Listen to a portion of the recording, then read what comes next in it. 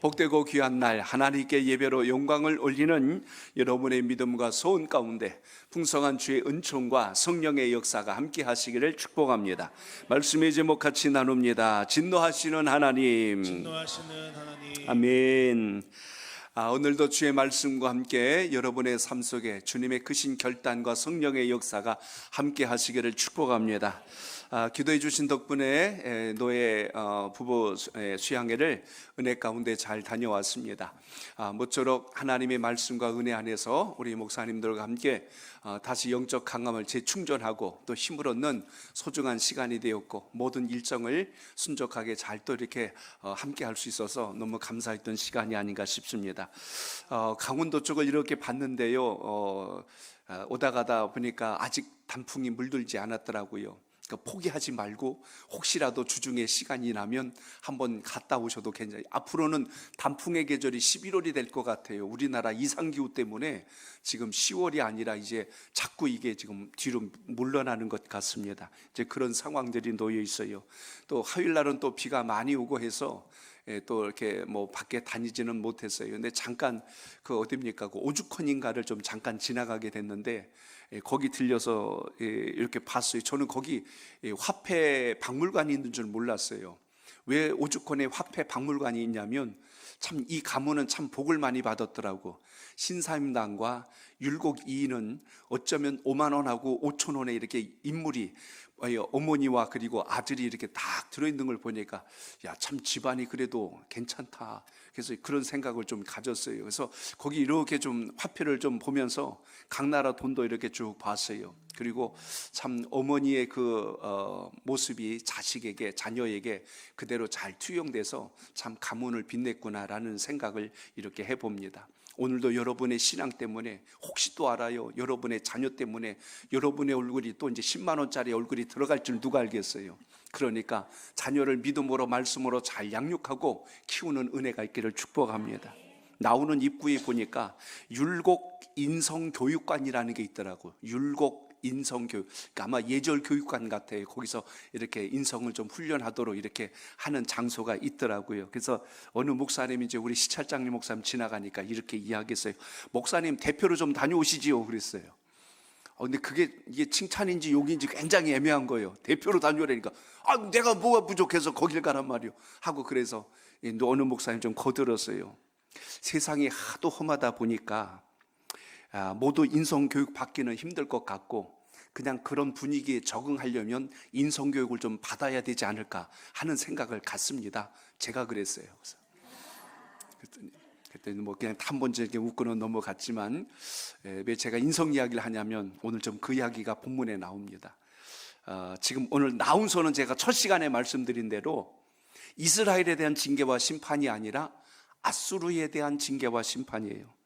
그때 그 니느웨가 거기에 수도인 성읍인데 여기에 대한 심판인데, 하나님이 여기를 진노하시고 심판해야 한 이유가 뭘까요? 그들의 완악함이에요.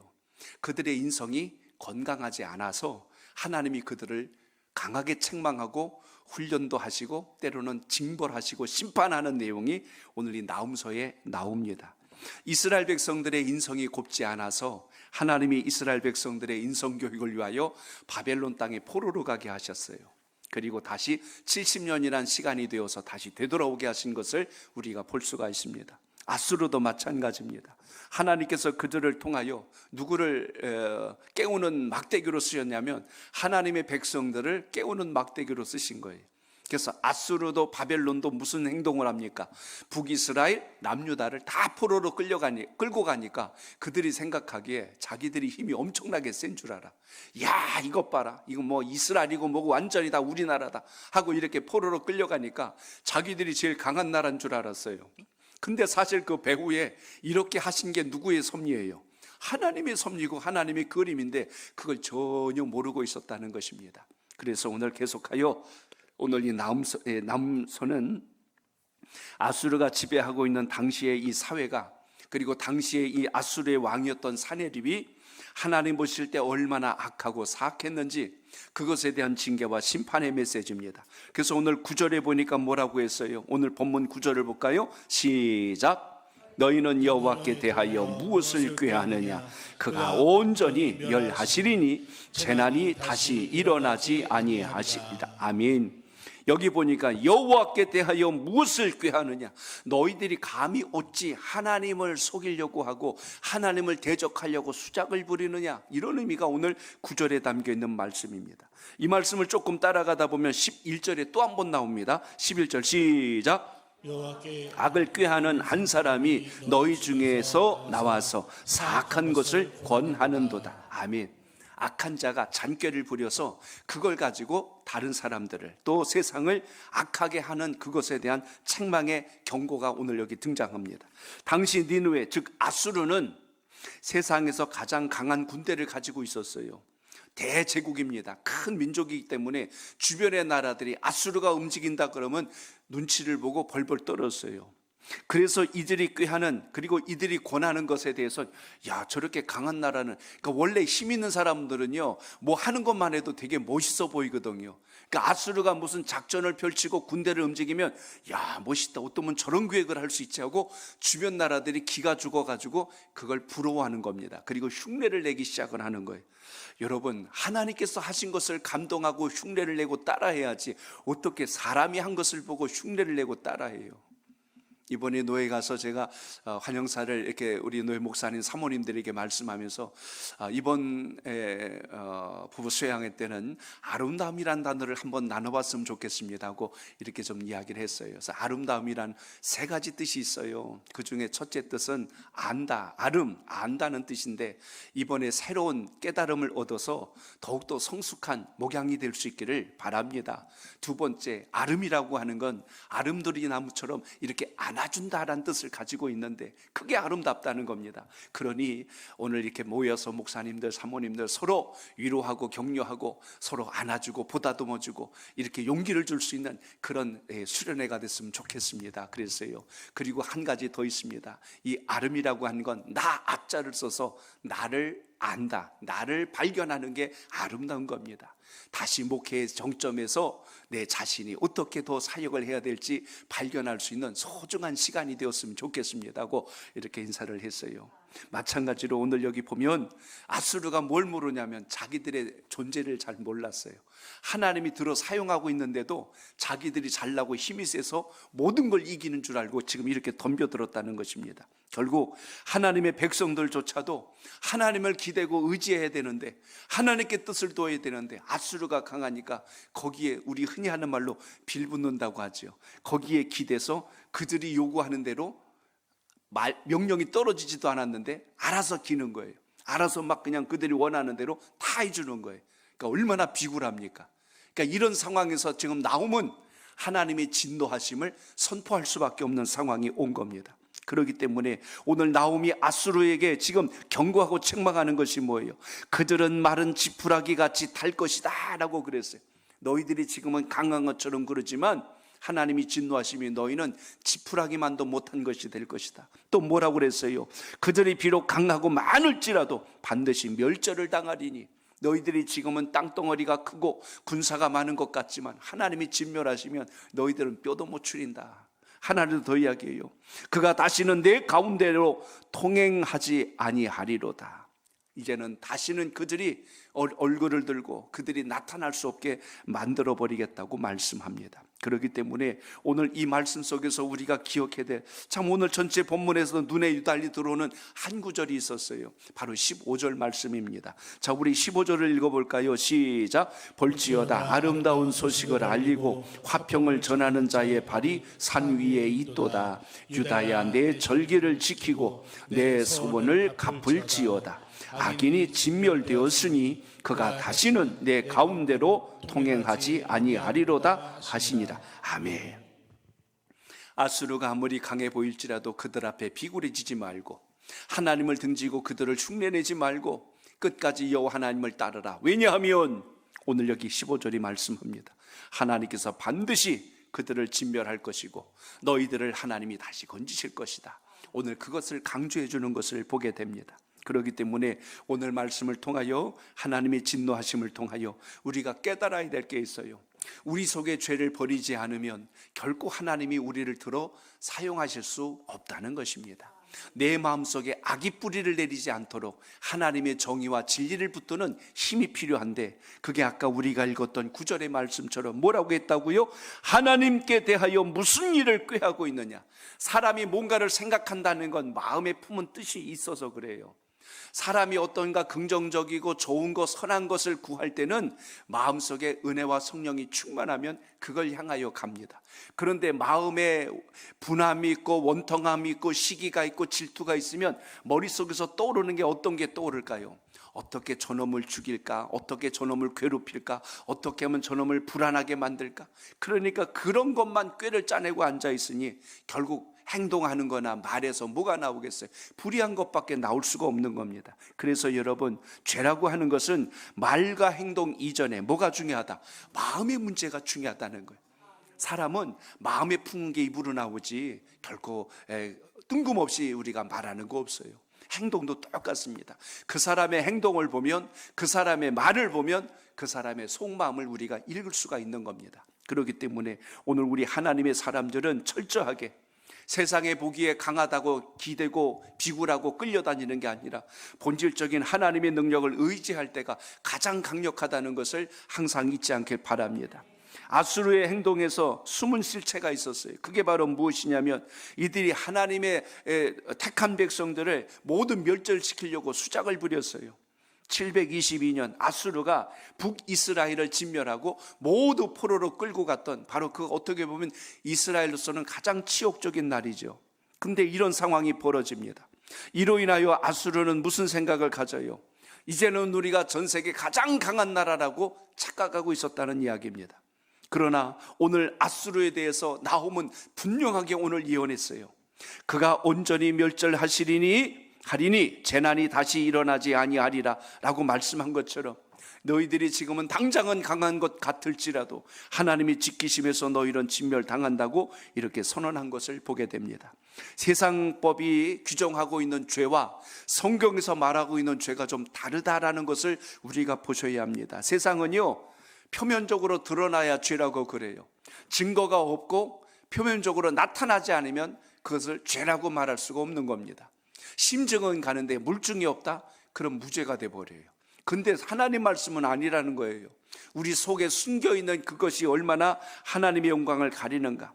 그러니까 세상법에서 규정한 것은 표면적이라면 우리 성경에서 말씀하고 있는 죄라고 하는 것은 우리 마음속에 감춰져 있는 것을 이야기하고 있는 것을 보게 됩니다. 그렇기 때문에 오늘도 우리가 예배를 드리고 기도 생활을 하고 모든 걸 해도 보이는 것으로 잘한다고 해서 그게 무조건 신앙의 조음이 아니라 우리의 동기와 시작하는 모든 것을 하나님이 보신다는 걸 잊지 않길 바랍니다.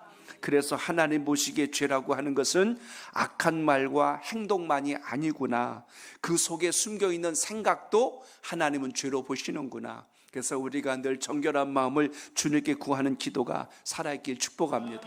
여러분, 잠언서 23장 7절 보세요. 거기 이렇게 말씀합니다. 잠언서 23장 7절 제가 읽습니다. 대저 그 마음의 생각이 어떠하면 그 위인도 그러한즉. 그랬어요. 마음의 생각이 어떠하든지 그것이 그 행동 속에 나타난대요. 오늘 이 성경 개역 개정판에는 이렇게 표현되어 있는데 조금 의미를 찾아보려고 제가 표준어 성경하고 우리말 성경을 봤어요. 표준어 성경엔 이렇게 표현합니다. 무릇 그 마음의 생각이 어떠하면 그의 사람됨도 그러하니. 이게 무슨 말입니까? 오늘 우리가 읽은 이 말씀과 똑같다는 거예요. 그 마음에 품은 것이 그 사람의 행동에서 보인다는 거예요. 당연하다는 거예요. 우리말 성경을 보니까 이렇게 돼 있어요. 그 마음에 생각하는 그대로 사람도 그런즉 그랬어요. 그러니까 생각이 꼭 그 사람의 행동 속에 있는 거지 결코 그것이 분리되어 있지 않다는 것을 우리가 주목합니다. 우리가 주님께서도 말씀한 게 있어요. 간음, 도둑질, 살인, 이게 다 악한 우리 마음에서 출발하는 악의 어떤 형태가 외부로 돌출되는 것들인데요, 이게 갑자기 뜬금없이 일어나는 일은 없다는 겁니다. 그래서 하나님의 사람들은 늘 하나님 앞에 간절한 기도와 소망이 절대적으로 필요하죠. 다윗이 기도한 걸 한번 여러분 읽어볼까요? 시편 51편 10절, 거기 다윗의 기도가 나옵니다. 시작. 하나님이여 내 속에 정한 마음을 창조하시고 내 안에 정직한 영을 새롭게 하소서. 아멘. 다윗의 기도를 보면 참 그 진솔함을 우리가 봅니다. 어쩌면 기도 한 구절만 했는데도 하나님께서 그걸 들으실 때 얼마나 감동하실까. 하나님이요, 내 속에 정한 마음, 깨끗한 마음을 주셔서 그걸 창조해 주셔서 내 안에 정직한 영을 날마다 새롭게 하옵소서. 이런 믿음의 기도가 여러분의 간구 속에 늘 살아있기를 축복합니다. 아멘. 오던 길에 요 가까이서 목회하시는 어느 목사님, 그 사모님이 그런 이야기를 하여 그 교회 어느 집사님 대표 기도를 시켰대요. 그런데 그분 대표 기도를 당연히 그냥 잘 하실 줄 알았대요. 근데 이분이 나와서 기도를 하시는데 이렇게 기도하더래요. 하나님 하더니 안 하실 것 좀 있다가 안녕하셨어요 그러는 거예요. 그래서 사모님이 깜짝 아니 저 집사님 왜 저러지? 드릴 말씀은 많이 있지만 이만 줄이겠습니다. 아멘. 그러고 들어가는 거예요.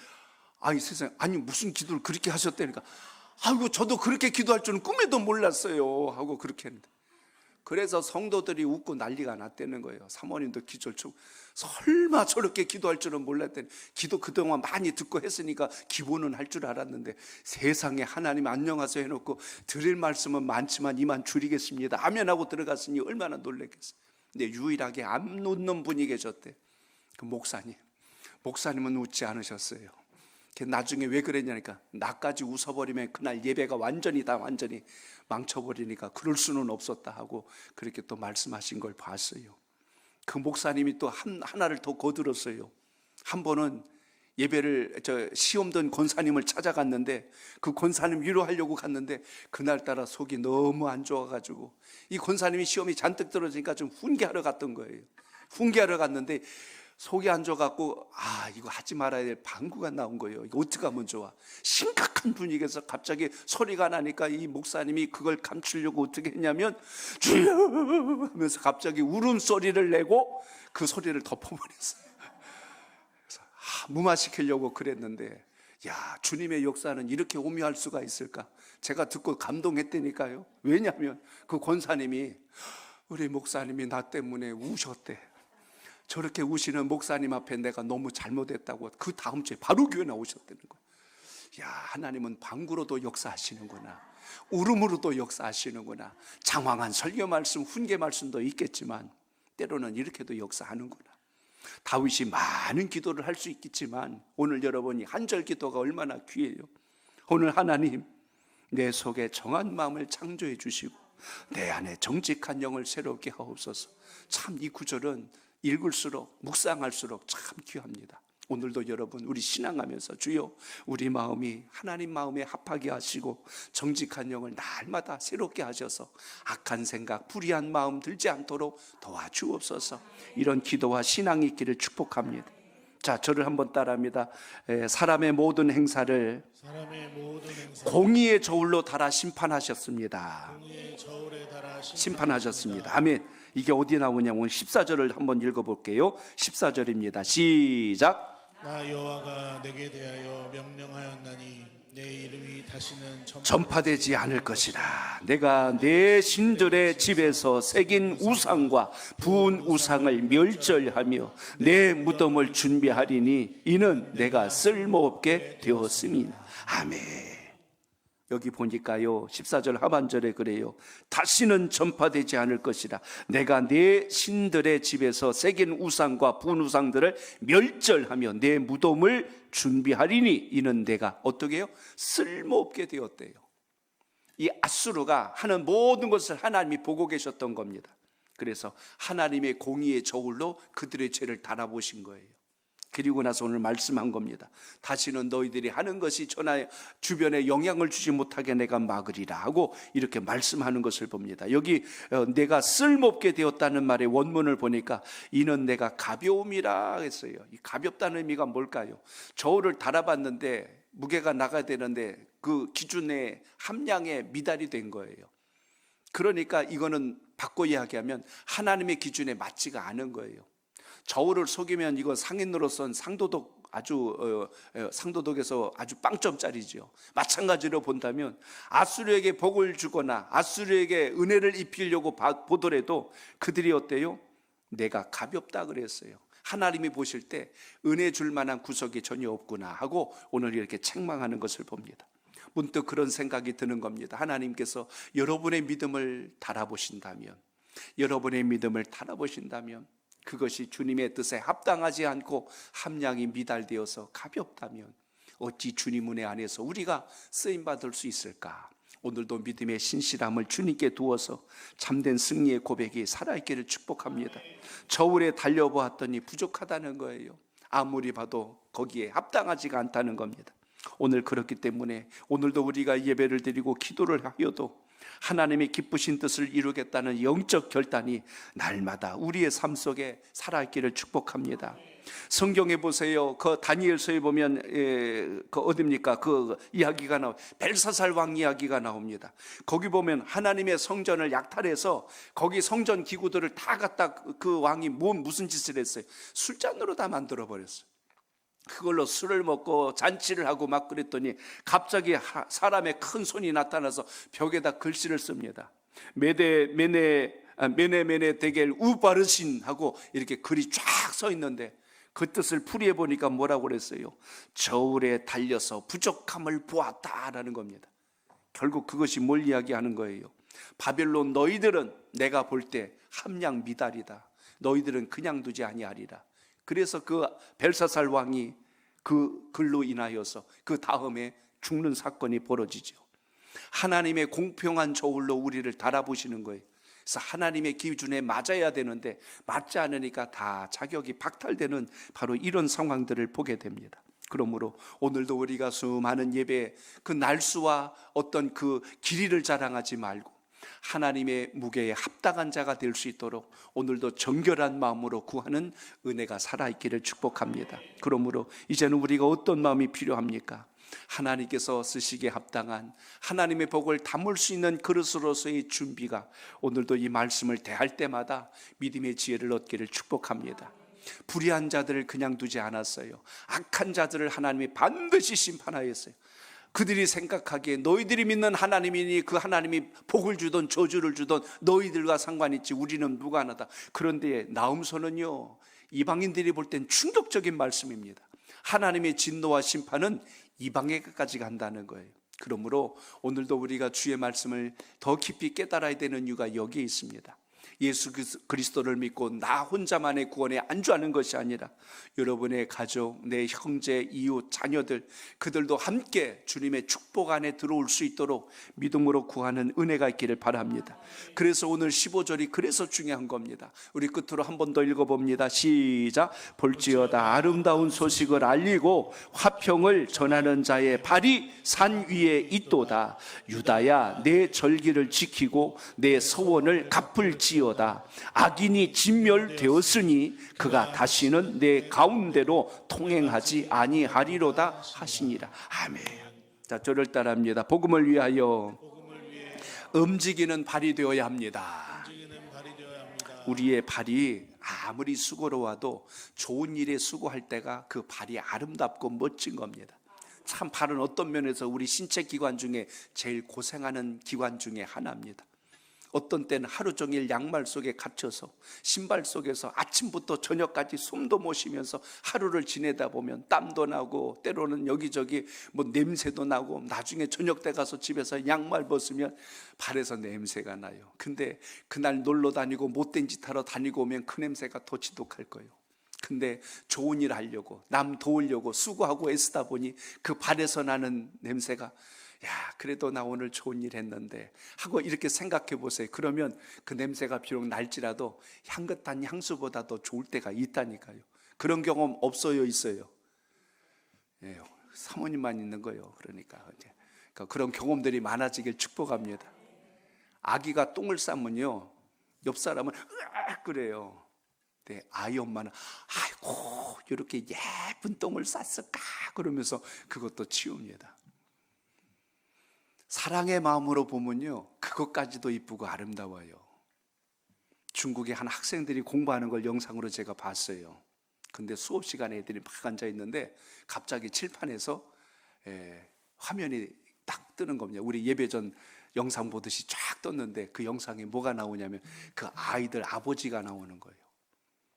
탄광에서 막 일하는 아버지 한 살에 나오니까 그 아이가, 딸아이가 눈이 동그래진 거예요. 그거 보고. 새까매가지고 땀을 흘리면서 그 광을 막 해내고 있으니까 앉아서 놀고 막 그랬던 애가 얼굴이 굳어지면서 눈물이 주르륵 흘러는 거예요.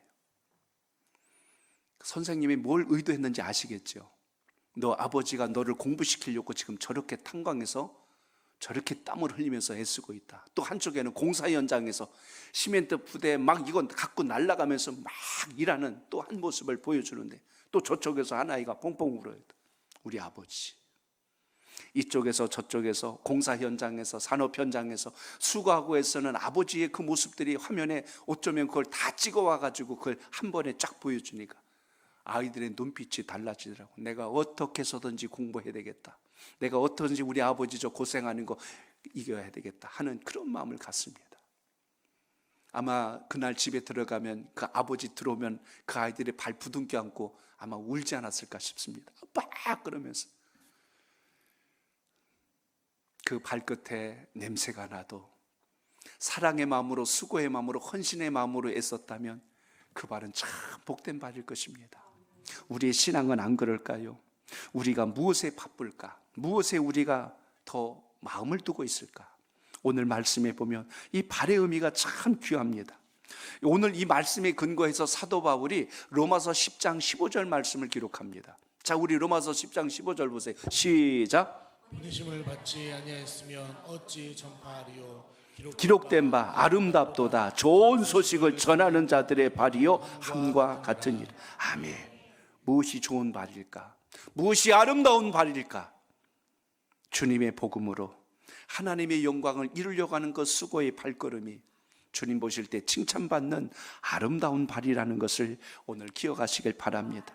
그러므로 우리 성도들이 가져야 할 발이 있다면 열심히 복음 전하는 발이 될 수 있기를 바랍니다.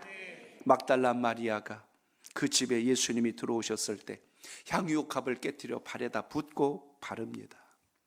주님도 밖에서 하루 종일 먼지 많은 곳에서 다녀왔기에 그 발이 깨끗하지는 않았을 거예요. 그런데 그 발에 향유를 부을 때는 주님께서 얼마나 귀하고 복된 분인가를 생각하여 그 마음으로 부었기에 그 마음이 귀했고 주님은 그 마리아를 기억해 주시는 것을 발견하게 됩니다. 마찬가지로 우리의 삶 속에서도 그래요. 주님이 기뻐하시는 발이 어떤 발일까를 묵상하다 제가 세 가지로 정리합니다. 그 중에 하나가 무슨 발이냐면 하나님의 일을 열심히 하는 여러분의 발이 되시길 축복합니다. 그리고 하나가 더 있다면 그게 바로 봉사하는 발이에요. 주회전에서 안내위원으로, 주차봉사위원으로, 주방에서 식사봉사로, 예배 안내위원으로 모든 곳곳에서 여러분이 움직이는 그 발걸음 때문에 하나님께서 영광을 받으시고 교회가 곳곳이 아름답게 움직여지는 역사가 있다는 것을 오늘도 기억하시길 바랍니다. 사람이 몸을 다쳐도 이번에 우리 강영식 집사님 좀 팔 수술이 있어서 병원에 좀 신방 갔습니다. 그런데 이렇게 하는 거예요. 아이고 얼마나 아프세요? 그러니까 많이 아파요 목사님. 그럴 줄 알았는데 발 안 다친 게 감사해요 그러는 거예요.